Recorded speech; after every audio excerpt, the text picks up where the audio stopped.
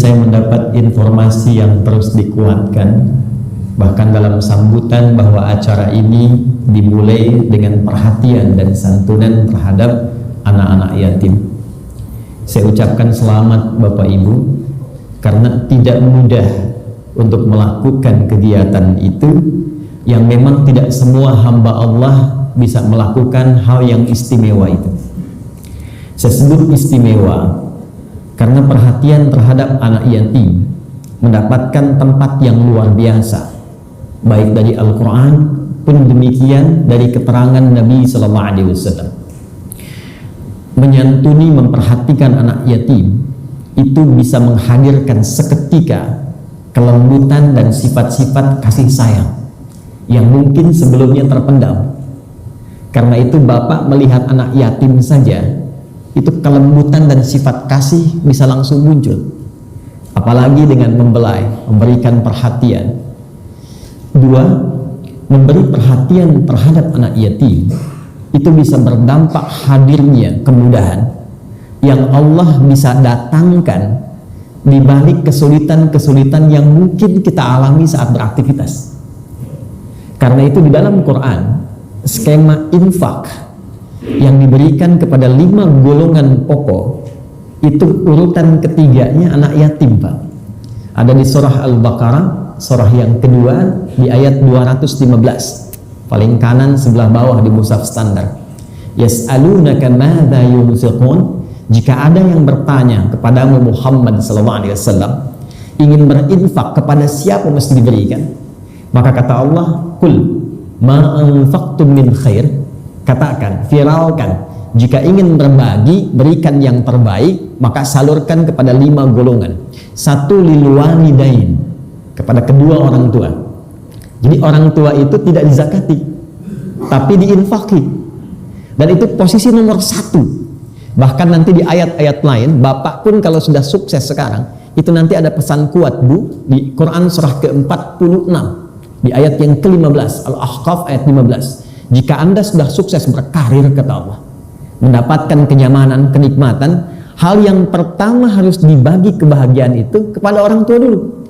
Jangan-jangan kata Al-Quran, isyaratnya ikhtiarmu itu kecil, mungkin hanya 30%. Ibu yang dulu menangis memohon kepada Allah dalam sholatnya supaya anaknya berhasil, ayah yang dulu mencangkul, berkeringat, peluh, itu mungkin sahamnya yang lebih tinggi. Karena itu falamma balagha 40 sanatan, kalau sudah ada kematangan dan kenyamanan didapatkan, maka sekalipun itu diraih dengan ketidakadaan orang tua, tetap berikan bakti terbaikmu. Itu nomor 1. Wal aqrabin, kerabat terdekat. Kerabatnya dibagi 2. Bisa kerabat zawil arham, ada adik, ada kakak, ada paman, ada saudara. Bisa juga yang kedua, jaril junubi, teman-teman, kolega. Jangan sampai, mohon maaf, sekarang mungkin ada hakim yang sukses, tapi di sisi lain ada teman-teman hakim yang sedang butuh perhatian. Ada keluarganya yang mungkin pernah ditinggalkan. Ada anak-anak yang dalam keadaan yatim. Itu posisi nomor 2. Yang ketiga baru wal yatama, anak-anak yatim. Yang keempat wal masakin, orang-orang yang berada di garis bawah kesejahteraan. Kemudian yang kelima ibnus sabil, yang tengah mengalami kesulitan dalam beraktivitas di perjalanan. Jadi tingginya perhatian Al-Quran ketika diriset, ternyata salah satunya berdampak kepada pemerhati itu yang bisa melahirkan kemudahan saat mengalami situasi-situasi yang sulit tertentu. Puncaknya kata Nabi, ana wa kafilul yatimi kahataini fil jannah. Jika ada yang konsisten melakukan itu, perhatian terhadap anak yatim sampai dia wafat, aku garansi, kata Nabi, dia akan dekat denganku seperti 2 jari ini di akhirat. Lalu Nabi menunjukkan jari telunjuk beliau dan jari tengahnya. Semoga semua kita tanpa kecuali dengan apa yang telah diawali di acara hari ini mendapatkan apa yang dijanjikan oleh Nabi SAW. Tidak cukup dengan amin, konsisten dulu itu. Dan konsisten itu tidak mudah, Pak, karena butuh 9 tingkatan, Bu. Ada konsis 1, konsis 2, konsis 3 sampai konsisten. Baik. Tema kita hari ini memperingati Maulid Nabi Muhammad SAW. Tadi sebelum berangkat, saya ini spesialisasinya bahasa, Pak. Bahkan disertasi saya sekarang itu mengkaji bahasa Quran 30 juz. Analisis tafsir Ibnu Ashur 30 jilid, 30 juz menganalisis bahasa Al-Quran. Saya cek Kamus Besar Bahasa Indonesia edisi ketiga tahun 2007. Saya lihat apa itu memperingati. Selain kita selalu maknai umumnya dengan kata merayakan, ternyata kata dasarnya kan ingat ya Pak ya, Bu. Ingat itu disebutkan di Kamus Besar Bahasa Indonesia menampilkan dalam pikiran sehingga tidak lupa. Sedangkan dalam fikih lughah, ingat itu lebih kepada menghimpun informasi di dalam pikiran, sehingga dengan kumpulan informasi yang telah tertanam itu membimbing kita untuk bersikap dan berperilaku. Kalau para hakim dari informasi itu, maka dijadikan kemudian satu acuan untuk memberikan putusan dan mengadili. Ya, tugasnya kan itu Pak ya. Kalau tidak salah itu di pasal 1 angka 8 Kitab Undang-Undang Hukum Acara Pidana, ya. Ya, hakim adalah pejabat peradilan negara yang diberi wewenang oleh undang-undang untuk mengadili, ya. Ya, asasnya kan 3 ya, sederhana, cepat, dan berbiaya ringan. Kurang lebih itu ya. Saya hafal itu. Saya ini cinta Pak Ibu dengan negara ini. Negara ini sangat saya cintai. Bahkan sebelum saya pulang, orang India itu sempat tahan saya. Kenapa kamu ke Indonesia? Ke India saja. Saya bilang sudah tiba saatnya saya untuk berbakti kepada negeri. Dan sebelum pulang itu saya pelajari Pancasila, Undang-Undang Dasar semampu yang bisa saya dapatkan. Baik, kalau kita sambungkan memperingati Maulid, apa yang harus diingat? Informasi penting apa yang ada dalam Maulid sehingga kita bisa tanamkan dalam benak kita dan membimbing kita untuk bersikap dan berperilaku sesuai dengan profesi yang kita jalani dalam berkehidupan. Maka kita akan mulai dengan Al-Quran surah kedua Al-Baqarah ayat 129 dulu, untuk merasakan betapa tingginya kedudukan Nabi Muhammad SAW sehingga kita menghadirkan momentum Maulid di pagi hari ini. Bapak Ibu sekalian, Maulid itu singkatnya kelahiran. Kelahiran Rasulullah ini menjadi mulia dan teristimewa bila dibandingkan dengan semua nabi yang pernah bertugas di bumi. Karena satu-satunya nabi yang disebutkan, didoakan dan diviralkan oleh semua nabi yang pernah bertugas di bumi sebelum kelahirannya hanya Nabi Muhammad SAW. Bapak Ibu bayangkan, 29 generasi sebelum kelahirannya, dan satu generasi itu bisa ratusan ribuan tahun. Nabi Muhammad SAW sudah didoakan oleh 2 orang nabi di tempat yang paling suci, dalam keadaan yang paling mulia, dan 2 nabi yang paling berpengaruh sampai kehidupan akhir zaman, yaitu Nabi Ibrahim dan Nabi Ismail alaihi wassalam.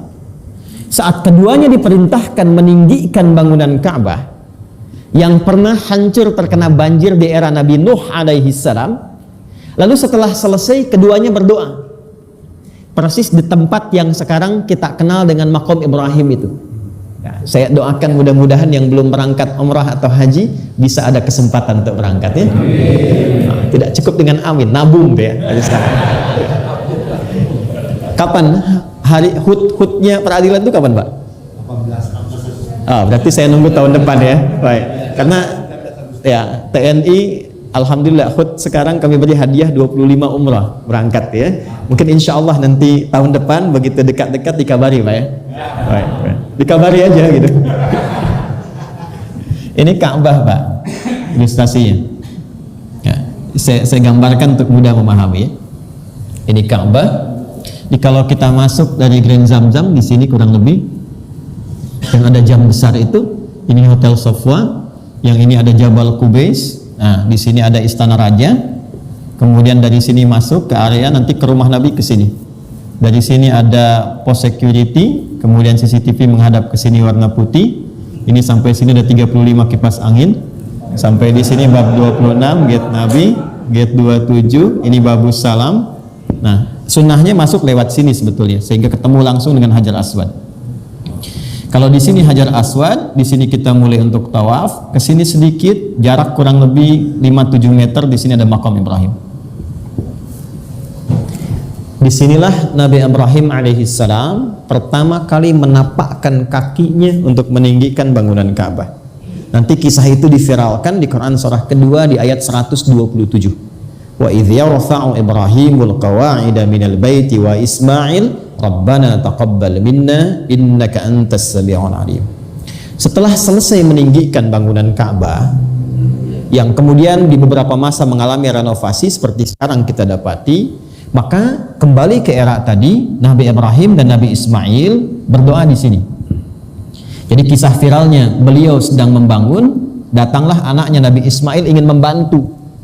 Nanti pesan lain nih Pak, ada pesan moral ketika masuk Idul Adha, bagaimana seorang ayah sesibuk apapun masih punya perhatian terhadap keluarga, khususnya anaknya, sehingga anak merasakan beban kerja orang tuanya. Sehingga di saat orang tua merasakan sulit pun, anak berinisiatif untuk membantu. Coba sekarang, Bapak punya pekerjaan besar, ada nggak inisiatif anak sekedar untuk mendoakan, bertanya, membantu? Kalau ada perhatian yang kurang dari anak, jangan langsung disalahkan dulu. Boleh jadi karena orang tuanya yang sibuk sehingga tidak bisa memberikan perhatian maksimal dan tidak ada perhatian dari anak kepada kedua orang tua. Umumnya anak kalau tawuran itu bukan nakal, boleh jadi ingin mencari perhatian di luar yang tidak didapatkan di dalam rumahnya. Maka bawa batu-batu kecil, dalam bahasa Arab batu itu disebut dengan hijar, ya. Hajar asalnya, ya, hajar. Kalau disusun-susun menjadi satu ruangan disebut dengan hijar. Kalau sudah jadi ruangannya disebut dengan hujrah. Maka datang anak itu dari sisi yang sini membawa batu-batu, dia bantu untuk menyusun, maka area sini sekarang disebut dengan Hijar Ismail. Ya? Maka berdoalah kemudian kepada Allah, dan doanya diviralkan di Al-Quran surah kedua di ayat 129. Di antara doanya, perhatikan kalimatnya, Rabbana wab'ats fihim rasulan minhum yatlu alaihim ayatika wa yu'allimuhumul kitaba wal hikmah wa yuzakkihim. Perhatikan ujungnya, innaka antal azizul hakim. Ya Allah, mohon nanti diutus seorang rasul teristimewa yang lahirnya dekat tempat istimewa ini. Karena rasulnya istimewa, ya Allah tetapkan kelahirannya dekat tempat yang paling istimewa di bumi, yaitu dekat Ka'bah. Tidak ada satupun seorang rasul yang lahir dekat Ka'bah kecuali Rasulullah Sallallahu Alaihi Wasallam, Muhammad Sallallahu Alaihi Wasallam. Nabi Ismail lahir di Palestina, hijrahnya ke area dekat Ka'bah, wafatnya dekat situ. Tapi Nabi Muhammad satu-satunya Nabi Sallallahu Alaihi Wasallam yang terlahir dekat area Ka'bah. Lahirnya di sekitar sini Pak, kurang lebih. Ini ada bangunan warna krem di sini, dituliskan Al-Maktabah Al-Qadimah. Di sini area tempat lahirnya Nabi Muhammad Sallallahu Alaihi Wasallam.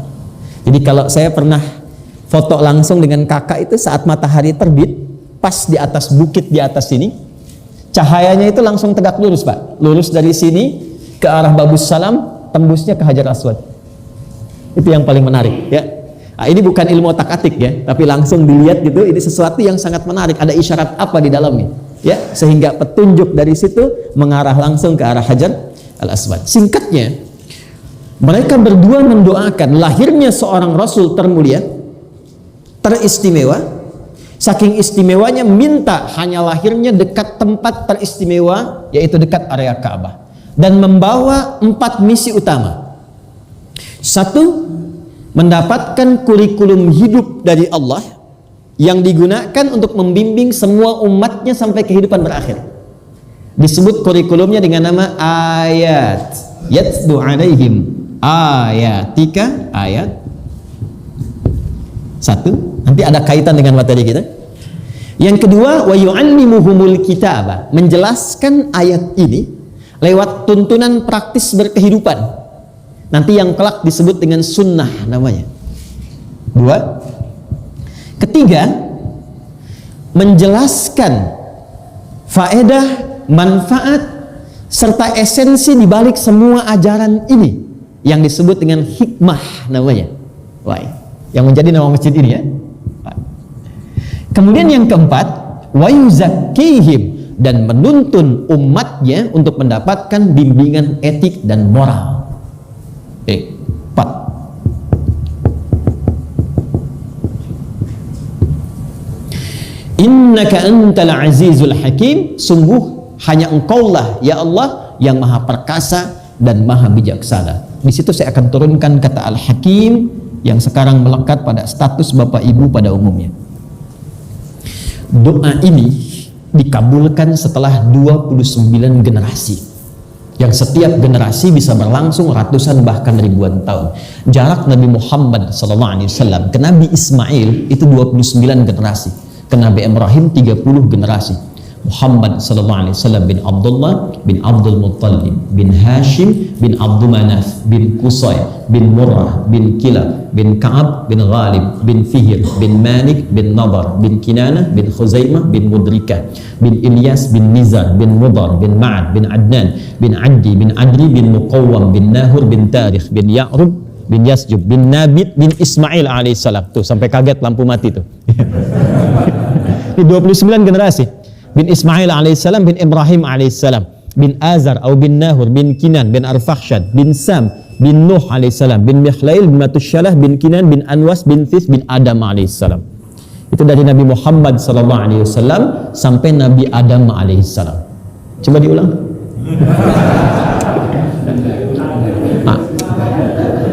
Baik ya. Saya mau katakan itu 29 generasi sebelum kelahirannya sudah didoakan. Dan tidak ada satu pun seorang nabi yang lahir didoakan oleh nabi sebelumnya. Nabi Isa alaihissalam, Yesus, Mesias, itu 600 tahun jaraknya sebelum Nabi Muhammad SAW. 600 tahun. Sebelum beliau, Nabi Muhammad SAW dilahirkan, di era Nabi Isa alaihissalam, beliau sudah berpesan kepada umatnya. Apa pesannya? Diabadikan di Quran surah ke-61 di ayat yang ke-6. Wa mubasysyiran bi rasuli ya'ti min ba'di ismuhu Ahmad. Kata Al-Quran, Nabi Isa menyampaikan pesan dan memberi kabar gembira. Jadi Nabi Isa saja itu gembira dengan akan kedatangannya Nabi Muhammad SAW. Maka siapa kita yang bukan Nabi dan Rasul tidak gembira dengan kelahirannya? Lalu diviralkan oleh beliau dan memberikan pesan gembira kepada umat beliau, akan datang setelah aku ini Rasul penutup yang diantara nama istimewanya dikenal dengan nama Ahmad. Di antara nama istimewanya ada 5 nama yang melekat pada Rasulullah SAW. Yang paling viral itu 2, Muhammad dan Ahmad. Baik, ibu dan bapak, sejenak saja ya untuk mengambil logika kita sedikit. Kalau kita ingin memberikan kabar gembira kepada orang lain atas kelahiran seseorang, biasanya diberikan kabar gembira sebelum lahir, setelah lahir. Setelah lahir kan? Ya. Assalamualaikum. Aduh Pak Bambang, alhamdulillah nih saya diberikan anugerah anak. Wah, sudah lahir? Belum, baru hamil. Ya? Lahir dulu baru kasih kabar gembira kan? Nabi Muhammad karena istimewa beda. Sebelum lahir sudah diberikan kabar gembira. Nah, biasanya jika ada yang seperti ini dimuliakan sebelum kedatangannya, istimewa tempat kelahirannya, istimewa nama yang diberikan kepadanya, maka ini memberikan kesan bahwa ada misi istimewa yang dibawa melalui risalah Nabi Muhammad SAW, sehingga saking istimewanya tidak dititipkan kecuali pada orang yang istimewa, lahir di tempat yang istimewa, diviralkan oleh orang-orang yang istimewa, dan diberikan kepada umat yang istimewa. Sekarang tema besarnya, apa di antara informasi yang dibawa oleh Nabi dituntunkan kepada kita, yang diantaranya boleh jadi atau petunjuk-petunjuk yang bisa kita dapatkan sesuai dengan keadaan kita saat ini. Itu yang coba kita turunkan sehingga materinya lebih berkesesuaian dengan apa yang kita butuhkan.